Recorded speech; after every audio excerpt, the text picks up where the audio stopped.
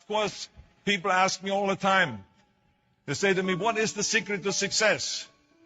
But before I start, I just wanted to say these are my rules, and I think that they can apply to anyone, but that is for you to decide, because not everyone is the same. There's some people that just like to kick back and coast through life, and others want to be very intense and want to be number one and want to be successful. That's like me. I always wanted to be very intense. I always wanted to be number one. I took it very seriously in my career. So this was the same when I started with bodybuilding. I didn't want to just be a bodybuilding champion. I wanted to be the best bodybuilder of all times. The same was in the movies.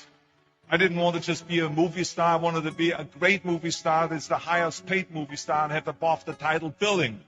And so this intensity always paid off for me. This commitment always paid off for me. So here are some of the rules. The first rule is trust yourself. What I mean by that is so many young people are getting so much advice from their parents and from the teachers and from everyone. But what is most important is that you have to dig deep down and ask yourselves, who do you want to be? Not what, but who. And I'm talking about not what your parents and teachers want you to be, but you. I'm talking about figuring out for yourselves what makes you happy, no matter how crazy it may sound to the people. I was lucky growing up because I did not have the television, or I didn't have telephones, I didn't have the computers and the iPods. And of course, Twitter was then something that birds did outside the window. But I didn't have all the distractions and all this. I spent a lot of time by myself so I could figure out and listen to what is inside my heart and inside my head. And I recognized very quickly that inside my head and heart were a burning desire to leave my small village in Austria. Not that there was something wrong with Austria. It's a beautiful country. But I wanted to leave that little place and I wanted to be part of something big. The United States of America, a powerful nation, the place where dreams can come true. I knew when I come over here, I can realize my dreams. And I decided that the best way for me to come to America was to become a bodybuilding champion, because I knew that was my ticket. The instant that I saw a magazine cover of my idol, Reg Park. He was Mr. Universe. He was starring in Hercules movies. He looked strong and powerful. He was so confident. So when I found out he got that way, I became obsessed. And I went home and I said to my family, I want to be a bodybuilding champion. Now you can imagine how that went over in my home in Austria. My parents, they couldn't believe it. They would have been just happy if I would have become a police officer like my father, or married someone like Heidi, who had a bunch of kids and ran around like the Van Trapp family in Sound of Music. That's what my family had in mind for me. But something else burned inside me. Something burned inside me. I wanted to be different. I was determined to be unique. I was driven to think big and to dream big. Everyone else thought that I was crazy. My friends said, if you want to be a champion in a sport, why don't you go and become a bicycle champion or a skiing champion or soccer champion? Those are the Austrian sports. But I didn't care. I wanted to be a bodybuilding champion and use that to come to America and use that to go into the movies and make millions of dollars. So, of course, for extra motivation, I read books on strongmen and on bodybuilding and looked at magazines. And one of the things I did was I decorated my bedroom window, my bedroom wall. Right next to my bed, there was this big wall that I decorated all with pictures. I hung up pictures of strongmen and bodybuilders and wrestlers and boxers and so on. And I was so excited about this great decoration that I took my mother to the bedroom and I showed her. And she shook her head. She was absolutely in shock. And tears started running down her eyes. And she called the doctor. She called our house doctor. And she brought him in. And she explained to him, there's something wrong here. She said, she looked at the wall with the doctor and she says, where did I go wrong? I mean, all of Arnold's friends have pictures on the wall of girls. And Arnold has all these men, but it's not just men, they're half naked. And they are oiled up with baby oil. I mean, what is going on here? Where did I go wrong? So you can imagine the doctor shook his head and he said, there's nothing wrong. At this age, you have idols and you go and have those. This is just quite normal. So this is rule number one. I wanted to become a champion. I was on a mission. So rule number one is, of course, trust yourself no matter how and what anyone else thinks. And of course, rule number two is break the rules. We have so many rules in life about everything. I say break the rules, not the law, but break the rules. My wife has a T-shirt. My wife has a T-shirt that says, well-behaved women rarely make history. Well, you know, I don't want to burst her bubble, but the same is true with men. It is impossible to be a maverick or a true original if you're too well-behaved and don't want to break the rules. You have to think outside the box. That's what I believe. After all, what is the point of being on this earth if all you want to do is be liked by everyone and avoid trouble? The only way that I ever got any place was by breaking some of the rules. After all, I remember that after I was finished with my bodybuilding career, I wanted to get into acting, and I wanted to be a star in films. You can imagine what the agents said when I went to meet all those agents. Everyone had the same line that it can't be done. The rules are different here. It says, look at your body. You have this huge, monstrous body, overly developed, that doesn't fit into the movies. You don't understand. This was 20 years ago, the Hercules movies. Now there's the little guys that are in. Dustin Hoffman, Woody Allen, Jack Nicholson, before he gained weight, of course, that is. But anyway, those are the guys that were in. And the agent also complained about my accent. He says, no one ever became a star with an accent like that, especially not with a German accent. And yes, I can imagine with your name, Arnold Schwarzenegger, or whatever the name is, on a billboard. Yeah, that's going to draw a lot of tickets and sell a lot of tickets. You're right. So this is the kind of negative attitude they had, but I didn't listen to those rules. Even though they were very nice, and they said, look, we can get you some bit parts. We can get you to be, playing a wrestler or a bouncer. Oh, maybe with your German accent, we can get you to be a Nazi officer in Hogan's Heroes or something like that. But, I didn't listen to all this. These were their rules, not my rules. I was convinced I could do it, that if I worked as hard as I did in bodybuilding, 5 hours a day, and I started getting to work, I started taking acting classes, took English classes, took speech classes, dialogue classes, accent removal classes I even took. I remember running around, a fine wine grows in a vine. See, because Germans had difficulties with the F and the W and the V. So fine wine grows in a vine. I know what some of you now say is, I hope that Arnold got his money back. But let me tell you something. I had a good time doing those things, and it really helped me. And finally, I broke through.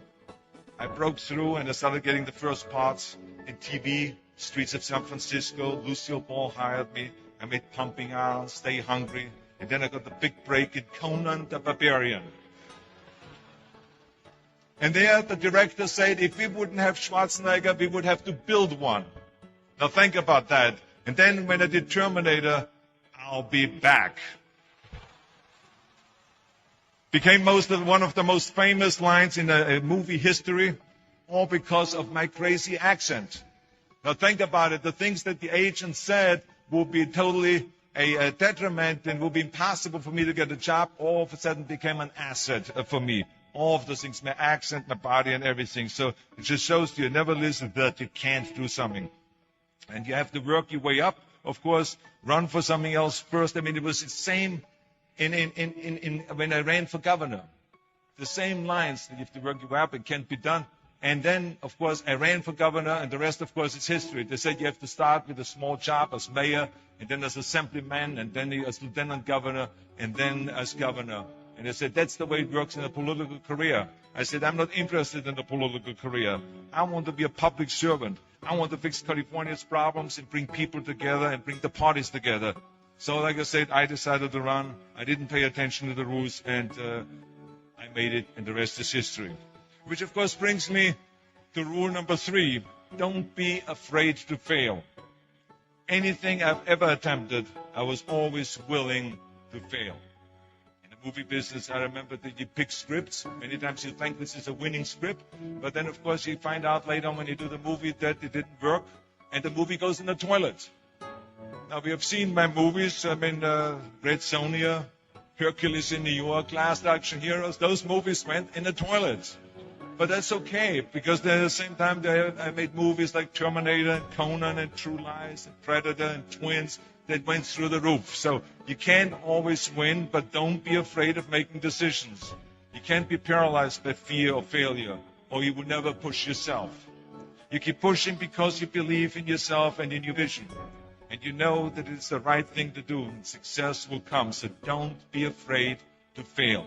Which brings me to rule number 4, which is don't listen to the naysayers. I I mean, how many times have you heard that you can't do this, you can't do that, and it has never been done before? Just imagine if Bill Gates had quit when people say it can't be done. I hear this all the time. As a matter of fact, I love it when someone says that no one has ever done this before, because then when I do it, that means that I'm the first one that has done it. So pay no attention to the people that say it can't be done. I remember my mother-in-law, Eunice Kennedy Shriver. When she started Special Olympics in 1968, people said that it would not work. The experts, the doctors that specialized in mental disabilities and mental retardation said it can't be done. You can't bring people out of the institution. You can't make them participate in sports, in jumping, in swimming, and in running. They will hurt themselves. They will hurt each other. They will drown in the pool. Well, let me tell you something. Now, 40 years later, Special Olympics is one of the greatest organizations in 164 countries dedicated to people with mental disabilities and with intellectual challenge. And she did not take no for an answer. And the same is when you look at Barack Obama. I mean, imagine if he would have listened. If he would have listened to the naysayers, he would have never run for president. People said it couldn't be done, that he couldn't get elected, that he couldn't beat Hillary Clinton, that he would never win the general election. But he followed his own heart. He didn't listen to the you can't, and he changed the course of American history. So over and over you see that if I would have listened to the naysayers, I would still be in the Austrian Alps yodeling. I would never have come to America. I would have never met my wonderful wife, Maria Shriver. I would have never had the wonderful 4 kids. I would have never done Terminator, and I wouldn't be standing here in front of you today as governor of the greatest state of the greatest country in the world. So I never listened that you can't. I always listened to myself and said, yes, you can. And that brings me to rule number 5, which is the most important rule of all. Work your butt off. You never want to fail because you didn't work hard enough. I never wanted to lose a competition or lose an election because I didn't work hard enough. I always believed leaving no stone unturned. Muhammad Ali, one of my great heroes, had a great line in the 70s when he was asked, how many sit-ups do you do? He said, I don't count my sit-ups. I only start counting when it starts hurting. When I feel pain, that's when I start counting, because that's when it really counts. That's what makes you a champion. That's the way it is with everything. No pain, no gain. So many of those lessons that I apply in life, I've learned from sports, let me tell you, and especially that one. And let me tell you, it is important to have fun in life, of course, but when you're out there partying, horsing around, someone out there at the same time is working hard. Someone is getting smarter and someone is winning. Just remember that. Now, if you want to coast through life, don't pay any attention to any of those rules. But if you want to win, there's absolutely no way around hard work. None of my rules, by the way, of success will work unless you do. I've always figured out that there's 24 hours a day. You sleep 6 hours, and I have 18 hours left. Now, I know there's some of you out there now and says, well, wait a minute, I sleep 8 hours or 9 hours. Well, then just sleep faster, I would recommend. Because you only need to sleep 6 hours, then you have 18 hours left, and there's a lot of things you can accomplish. As a matter of fact, Ted Turner used to say always, early to bed, early to rise, work like hell, and advertise.